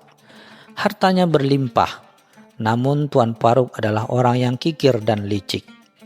Ia sering menipu para pembeli dan memanipulasi harga, membuat banyak orang di pasar gemas. Suatu sore, Tuan Paruk didatangi oleh seorang pedagang asing yang mengaku berasal dari negeri seberang. Pedagang itu menawarkan sebuah permata sebesar telur merpati, berkilauan dengan warna-warni pelangi yang memukau. Permata tersebut begitu indah, sehingga Tuan Paruk merasa matanya tak berkedip. Pedagang asing itu mengatakan permata ini adalah permata 1000 warna, pusaka turun-temurun keluarganya. Namun ada satu syarat aneh untuk membelinya. Permata ini hanya bisa dibeli jika Anda mengucapkan sumpah Tuan, ujar si pedagang asing. Sumpah apa? Tanya Tuan Paruk dengan penasaran. Matanya masih terpaku pada permata. Sumpah bahwa Anda hanya akan berbicara dengan 10 jari dan hanya akan menggunakan 1 lidah untuk berkata benar, jawab si pedagang dengan wajah datar. Tuan Paruk yang serakah merasa itu syarat yang ganjil namun tidak berbahaya. Ia pun menyetujuinya, mengira itu hanya trik dagang semata. Setelah akad jual beli dan sumpah diucapkan, para pedagang asing itu pergi, meninggalkan Tuan Paruk dengan permata yang luar biasa. Namun Tuan Paruk tak menyadari bahwa sumpah itu sungguh-sungguh. Sejak saat itu, setiap kali ia ingin berbohong dan menipu, yang keluar dari mulutnya hanyalah kata-kata jujur yang tidak bisa ia kendalikan. Dan setiap kali ia menunjuk sesuatu dengan jarinya tidak akan bisa kembali ke posisi semula sampai ia mengucapkan kebenaran yang berkaitan dengan apa yang ia tunjuk. Tentu saja hal ini membuat Tuan Paruk panik. Suatu hari, Tuan Paruk kedatangan seorang pembeli yang ingin membeli cincin berlian. Tuan Paruk ingin mengatakan harga cincin itu 100 dinar, padahal harganya hanya 10 dinar. Namun yang keluar dari mulutnya adalah harga cincin itu 10 dinar. Harga cincin ini 10 dinar, wahai Tuan, tidak lebih. Tuan Paruk semakin bingung. Ia menunjukkan cincin ini dengan jari telunjuknya, dan jari itu langsung kaku di udara. Tuan Paruk mencoba menyembunyikan tangannya, tetapi jari itu tetap menunjuk cincin itu, mengisyaratkan kebenaran yang ia coba sembunyikan. Kejadian ini membuat reputasi Tuan Paruk sebagai pedagang licik runtuh seketika. Kabar tentang keanehan Tuan Paruk menyebar dengan cepat di seluruh Baghdad. Para pedagang lain menertawakannya, sementara pembeli merasa senang karena akhirnya mereka bisa berdagang dengan Tuan Paruk tanpa takut ditipu. Namun, Tuan Paruk merasa sangat malu dan marah. Ia tak lagi bisa menipu, dan bahkan ia tidak bisa menyentuh makanan dengan kedua tangannya, karena jari-jarinya kaku menunjuk hal-hal yang ia tak sengaja ungkapkan kebenarannya. Merasa putus asa, Tuan Paruk pergi ke rumah Abu Nawas, yang dikenal sebagai sosok cerdik yang sering memecahkan masalah ganjil. Tuan Paruk menceritakan semuanya. Dari awal ia membeli permata, mengucapkan sumpah, hingga kehidupannya yang kacau balau sekarang. Abu Nawas mendengarkan dengan seksama, sambil sesekali menahan tawa. Tuan Paruk, kata Abu Nawas, masalah Anda ini menarik. Sumpah 10 jari 1 lidah, ini bukan kutukan, melainkan pelajaran. Namun, saya akan mencoba membantu Anda. Pertama, ceritakan dengan jujur, berapa harga asli dari cincin yang Anda jual kemarin. Tuan Paruk menelan ludah. Jari telunjuknya masih kaku, menunjuk ke arahnya. Ia pun mengangguk. Tepat sekali, wahai Tuan, 10 dinar, ucap Abu Nawas sambil tersenyum. Setelah mendengar cerita Tuan Paruk, Abu Nawas berpikir keras. Sumpah yang diucapkan Tuan Paruk adalah sumpah yang tak bisa dilanggar. Jika ia melanggar, maka jari-jarinya akan kaku menunjuk ke arah kesalahan yang ia lakukan. Jika ia berbohong, maka lidahnya akan dipaksa untuk mengatakan kebenaran. Abu Nawas memutuskan untuk membantu Tuan Paruk dengan caranya sendiri, tetapi dengan syarat. Tuan Paruk, kata Abu Nawas, saya akan membantu Anda, tapi Anda harus membantu saya juga. Besok di pasar, bawakan saya 2 pedang yang sama persis. Tuan Paruk yang putus asa menyanggupi permintaan Abu Nawas.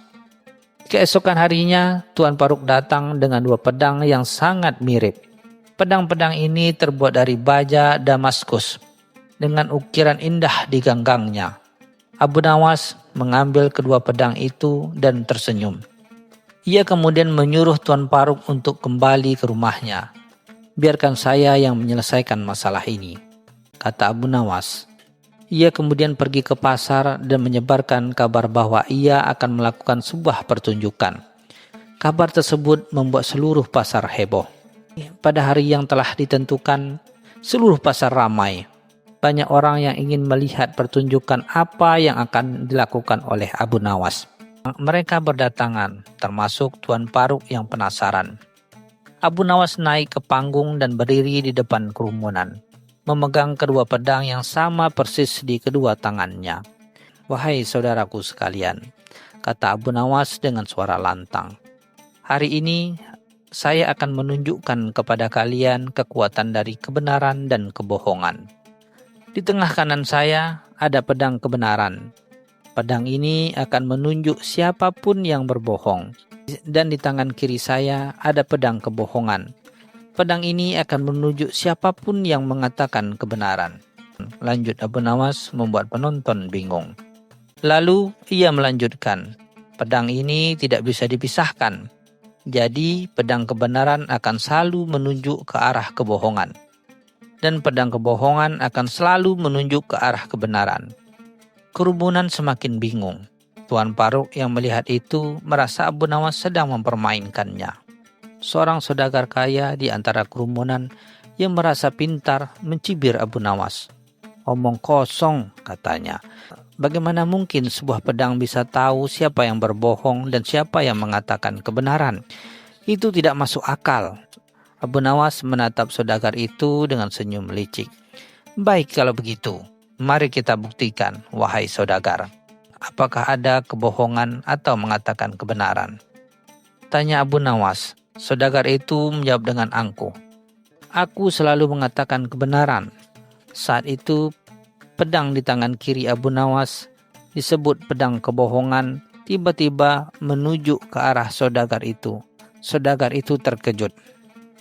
Orang-orang di kerumunan tertawa. Dia berbohong.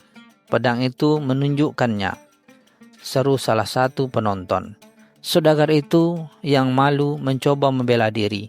Itu tidak adil, ini adalah trik, teriaknya. Abu Nawas kemudian menatap kerumunan. Wahai saudaraku sekalian, jika kalian melihat pedang kebohongan menunjuk ke arah seseorang, itu berarti orang itu sedang mengatakan kebenaran. Tetapi jika kalian melihat pedang kebenaran menunjuk ke arah seseorang, itu berarti orang itu sedang berbohong. Seluruh penonton kebingungan dan Tuan Paruk semakin tidak mengerti. Setelah pertunjukan pasar selesai, Tuan Paruk menemui Abu Nawas. Abu Nawas, kata Tuan Paruk, saya tidak mengerti apa maksud dari pertunjukan Anda itu. Apa hubungannya dengan masalah saya? Abu Nawas tersenyum. Tuan Paruk, katanya, tadi saya bilang, pedang kebenaran menunjuk kebohongan, dan pedang kebohongan menunjuk kebenaran. Itu adalah teka-teki yang saya ciptakan. Namun bukan itu yang penting. Yang penting saya sudah menemukan solusi untuk masalah Anda. Permata 1000 warna yang Anda beli, lanjut Abu Nawas, adalah kunci dari masalah ini. Sumpah itu mengikat Anda pada permata itu. Jadi untuk membebaskan Anda dari sumpah tersebut, Anda harus menjual permata itu kepada seorang Anda harus menjual permata itu kepada orang lain dengan syarat yang sama." Tuan Paruk terkejut. "Menjualnya? Tapi siapa yang mau membeli permata dengan sumpah aneh seperti itu?" tanyanya. Abu Nawas tertawa. "Kok tidak perlu khawatir, saya tahu siapa yang akan membelinya. Orang itu adalah seorang saudagar kaya yang tadi mencibir saya di pasar." Keesokan harinya, Abu Nawas pergi ke rumah saudagar kaya itu, membawa permata 1000 warna. "Wahai saudagar," kata Abu Nawas, "saya tahu Anda tertarik dengan permata ini. Saya bersedia menjualnya, tetapi dengan satu syarat." Saudagar kaya itu yang merasa telah dipermalukan di depan umum oleh Abu Nawas merasa kesal. Namun, ia tidak bisa menolak godaan dari permata yang indah itu. "Apa syaratnya?" tanyanya. Abu Nawas menceritakan tentang sumpah 10 jari 1 lidah. Persis seperti yang diucapkan oleh pedagang asing kepada Tuan Paruk. Saudagar itu menganggap itu sebuah lelucon dan ia pun menyetujui sumpah tersebut. Setelah saudagar itu mengucapkan sumpah, ia membeli permata 1000 warna dengan harga yang sangat tinggi. Abu Nawas pun pulang ke rumah Tuan Paruk, memberitahukan bahwa ia telah menjual permata itu. "Selamat Tuan Paruk," kata Abu Nawas. "Anda sekarang bebas dari sumpah 10 jari 1 lidah." Tuan Paruk mencoba menggerakkan jari-jarinya dan ia bisa menggerakkannya dengan bebas. Dan ia bisa berbohong tanpa lidahnya dipaksa untuk mengatakan kebenaran. Tuan Paruk sangat gembira dan ia berterima kasih kepada Abu Nawas. Kabar tentang saudagar kaya raya yang tiba-tiba tidak bisa berbohong dan jari-jarinya kaku menyebar ke seluruh Baghdad. Banyak orang menertawakannya karena ia menjadi korban dari tipu muslihat yang sama seperti Tuan Paruk. Saudagar itu pun akhirnya sadar bahwa ia telah ditipu oleh kecerdasan Abu Nawas. Ia pun mendatangi Abu Nawas meminta bantuan. Namun Abu Nawas menolak. "Wahai saudagar, saya hanya membantu Tuan Paruk karena ia bersedia jujur kepada saya. Jika Anda ingin saya bantu, Anda harus bersedia untuk jujur kepada saya juga." Sang saudagar yang sombong akhirnya menyerah dan jujur kepada Abu Nawas. Ia mengakui bahwa ia selalu menipu para pembeli dan memanipulasi harga. Abu Nawas pun tersenyum. "Anda telah jujur," katanya, "dan sumpah Anda telah terangkat." Dan sejak saat itu, saudagar kaya itu menjadi orang yang jujur. Tuan Paruk dan saudagar kaya itu akhirnya menjadi sahabat dan mereka berdua menjadi pedagang yang jujur. Berkat pelajaran dari Abu Nawas dan sumpah 10 jari 1 lidah.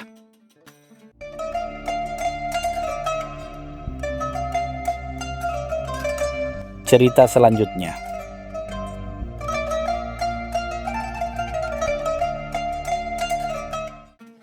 Di sebuah warung kopi di pasar utama Baghdad, suasana riuh redah seperti biasa.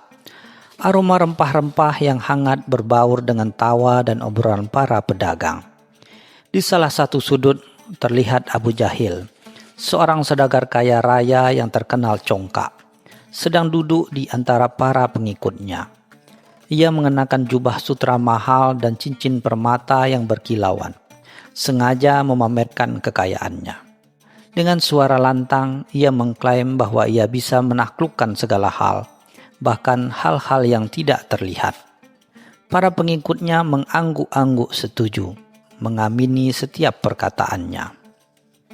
Tak jauh dari situ, Abu Nawas sedang asik menyeruput kopi dan mendengarkan celotehan para pedagang memperhatikan tingkah laku Abu Jahil. Senyum tipis terukir di bibirnya. Ia tahu betul keangkuhan adalah penyakit yang hanya bisa disembuhkan dengan pelajaran yang tak terduga. Sebuah ide jenaka muncul di benaknya. Sebuah cara untuk menguji keangkuhan Abu Jahil dengan tugas yang mustahil. Ia berdiri, menghampiri kerumunan Abu Jahil dengan langkah santai, seolah tak ada beban. "Wahai saudagar kaya, aku dengar kau mampu menaklukkan segala hal," sapa Abu Nawas dengan nada ramah. "Tapi bisakah kau menaklukkan hal yang mustahil?" Abu Jahil mendongak dengan wajah meremehkan. "Tidak ada yang mustahil bagiku, Abu Nawas. Katakan saja apa maumu?" tanyanya. Abu Nawas tersenyum. matanya memancarkan kecerdasan yang licik. Ia mendekat, berbisik pelan ke telinga Abu Jahil. "Aku ingin engkau mengukur angin, wahai saudagar." Para pengikut Abu Jahil saling pandang, bingung. Mengukur angin, itu adalah hal yang tak masuk akal. Abu Jahil tertawa terbahak-bahak, menganggap permintaan itu sebagai lelucon bodoh. "Mengukur angin? Hah, mudah sekali. Aku akan membelikanmu jubah dan karpet paling mewah jika kau berhasil," balasnya dengan nada bangga. Abu Nawas membalas tawanya. "Tentu, tapi ada syaratnya. Engkau harus mengukur angin saat musim panas tiba di tengah gurun pasir. Dan kau harus membawa bukti yang bisa dilihat oleh semua orang, bukan sekedar kata-kata," jawabnya santai. Abu Jahil terdiam, merasa tertantang. Ia tidak menyadari bahwa ia baru saja terperosok ke dalam perangkap yang dibuat oleh kecerdasan Abu Nawas. Malam itu Abu Jahil tidak bisa tidur. Permintaan Abu Nawas terus berputar di kepalanya. Ia meminta para ahli dan ilmuwan untuk datang ke istananya, mencari cara untuk mengukur angin. Mereka semua hanya bisa menggelengkan kepala, mengatakan bahwa angin tidak memiliki wujud, tidak bisa dipegang, apalagi diukur. Abu Jahil marah besar. Ia menganggap para ahli itu tidak becus dan membuang mereka semua. Keangkuhannya tidak bisa menerima kenyataan bahwa ada hal yang tidak bisa ia lakukan. Di sisi lain, Abu Nawas duduk tenang di halaman rumahnya, memandangi bintang. Ia tahu Abu Jahil sedang bingung. Ia tahu bahwa keangkuhan yang besar akan membuat seorang mengambil langkah-langkah bodoh. Abu Nawas hanya perlu bersabar dan menunggu. Ia yakin pada akhirnya Abu Jahil akan menyadari bahwa kekayaan dan kekuasaan tidak bisa membeli segalanya, terutama akal sehat dan kerendahan hati. Ketika musim panas tiba, seperti yang telah ditentukan oleh Abu Nawas, Abu Jahil bersiap untuk melakukan perjalanannya. Ia memperkerjakan sepasukan kuli untuk membawa peralatan yang aneh-aneh. Ada jaring raksasa yang dibuat dari sutra, bejana-bejana besar, bahkan ada juga semacam keranjang raksasa yang terbuat dari rotan. Semua peralatan ini dibuat atas perintahnya, dengan harapan salah satunya bisa digunakan untuk menangkap angin. Dengan arak-arakan yang megah, Abu Jahil dan pasukannya berangkat menuju gurun pasir. Disaksikan oleh penduduk Baghdad yang berbisik-bisik dan tawa geli. Di tengah perjalanan, terik matahari membuat para kuli kelelahan. Mereka mencoba menangkap angin menggunakan jaring, namun hasilnya nihil. Jaring itu hanya berkibar-kibar kosong. Mereka mencoba mengumpulkan angin ke dalam bejana, namun bejana itu tetap kosong. Angin hanya terasa sesaat dan kemudian hilang. Frustasi, Abu Jahil memarahi para kuli dan memerintahkan mereka untuk bekerja lebih keras lagi. Ia menolak untuk menyerah karena harga dirinya dipertaruhkan. Ia ingin membuktikan kepada Abu Nawas bahwa ia benar-benar bisa menaklukkan hal yang tak kasat mata. Di tengah gurun pasir yang luas, rombongan Abu Jahil bertemu dengan sekelompok suku Badui yang sedang berteduh di bawah tenda. Kepala suku Badui yang bijaksana, Syekh Hamdan, merasa kasihan melihat kebodohan-kebodohan Abu Jahil. Ia menghampiri Abu Jahil dan bertanya, "Wahai saudagar, apa gerangan yang kau cari di tengah gurun ini?" Dengan angkuh Abu Jahil menjelaskan misinya untuk mengukur angin. Syekh Hamdan tersenyum, senyum penuh kebijaksanaan. Ia memanggil salah seorang anaknya dan berkata, "Nak, tolong ambilkan ukuran angin untuk saudagar ini." Anak Badui itu mengangguk. Ia kemudian mengambil selembar kain yang tipis dan meletakkannya di atas bejana. Ia meniup kain itu dengan pelan, lalu meniupkan dengan kencang, dan kain itu bergerak-gerak sesuai dengan hembusan napasnya. "Angin tidak bisa diukur, wahai saudagar," kata Syekh Hamdan. "Angin hanya bisa dirasakan. Ia adalah anugerah dari Allah yang bergerak sesuai kehendaknya. Kau tidak bisa menangkapnya, apalagi menukarnya." Abu Jahil terdiam, tapi ia tetap tidak mau menyerah. Ia menganggap Syekh Hamdan hanyalah seorang badui bodoh yang tidak tahu apa-apa. Keesokan harinya cuaca berubah drastis. Langit yang tadinya cerah berubah menjadi gelap. Badai pasir besar datang menjelang, membuat rombongan Abu Jahil panik. Badai itu begitu kuat sehingga membuat barang bawaan mereka berhamburan. Jaring-jaring sutra yang mahal robek, bejana-bejana pecah, karpet-karpet mewah terhempas jauh. Para kuli berteriak ketakutan. Mereka berlindung di balik batu-batu besar. Sementara Abu Jahil hanya bisa berdiri terpaku, menyaksikan kekayaan dan keangkuhannya dihempaskan oleh kekuatan alam yang tak terlihat. Ketika badai mereda, Abu Jahil melihat sekeliling. Ia menemukan dirinya sendirian. Semua barangnya hilang dan para kulinya entah kemana. Tubuhnya penuh dengan pasir. Ia merasa lemah dan putus asa. Saat itulah ia mulai merenung. Ia mengingat kata-kata Syekh Hamdan dan perkataan Abu Nawas. Ia akhirnya menyadari bahwa ada hal-hal di dunia ini yang tak bisa dikuasai, dibeli atau diukur dengan uang dan kekuasaan. Setelah 3 hari berjalan tanpa tujuan, Abu Jahil ditemukan oleh beberapa pedagang yang sedang melewati gurun. Ia kembali ke Baghdad dalam keadaan yang memprihatinkan. Tanpa jubah sutra, tanpa cincin permata, dan tanpa pasukan kuli. Ia berjalan tertunduk malu dan merasa sangat bodoh. Penduduk Baghdad yang melihatnya terkejut. Namun mereka tidak menertawakannya. Mereka justru merasa kasihan. Melihat saudagar sombong itu kini menjadi begitu rendah hati. Sesampainya di warung kopi, tempat di mana tantangan itu dimulai, Abu Jahil melihat Abu Nawas sedang duduk tenang sambil menyeruput kopi. Ia menghampiri Abu Nawas dengan kepala tertunduk. "Abu Nawas," panggilnya dengan suara pelan. "Aku datang untuk mengakui kekalahanku. Aku tidak bisa mengukur angin. Engkau benar, kekuasaanku tidak bisa menguasai kekuatan alam." Abu Nawas tersenyum hangat, mengisyaratkan Abu Jahil untuk duduk. Abu Jahil menceritakan semua kejadian di gurun pasir, tentang betapa bodohnya ia mencoba menenangkan angin, dan bagaimana badai pasir menghancurkan semua keangkuhannya. "Aku telah kehilangan segalanya, Abu Nawas," ucapnya pilu. "Tapi aku mendapatkan sesuatu yang lebih berharga, sebuah pelajaran. Aku sadar ada hal-hal yang tidak bisa dibeli dengan kekayaan dan tidak bisa diukur dengan kekuasaan." Abu Nawas menepuk pundaknya dengan lembut. "Itulah yang ingin aku ajarkan padamu, wahai saudaraku. Keangkuhan adalah penjara dan kerendahan hati adalah kuncinya." Para penduduk yang berada di warung kopi mendengarkan percakapan mereka dengan seksama. Mereka kagum dengan kebijaksanaan Abu Nawas dan perubahan hati Abu Jahil. Abu Jahil kemudian berdiri dan dengan suara lantang ia meminta maaf kepada semua orang atas segala kesombongan di masa lalu. Ia bersumpah untuk menjadi orang yang lebih baik dan menggunakan kekayaan untuk membantu orang lain. Sejak hari itu, Abu Jahil menjadi orang yang berbeda. Ia menjual sisa kekayaannya dan menggunakannya untuk membangun sumur-sumur bagi masyarakat miskin di pinggir kota. Ia juga membangun sekolah dan mendanai pendidikan anak-anak yatim. Ia tidak lagi pamer.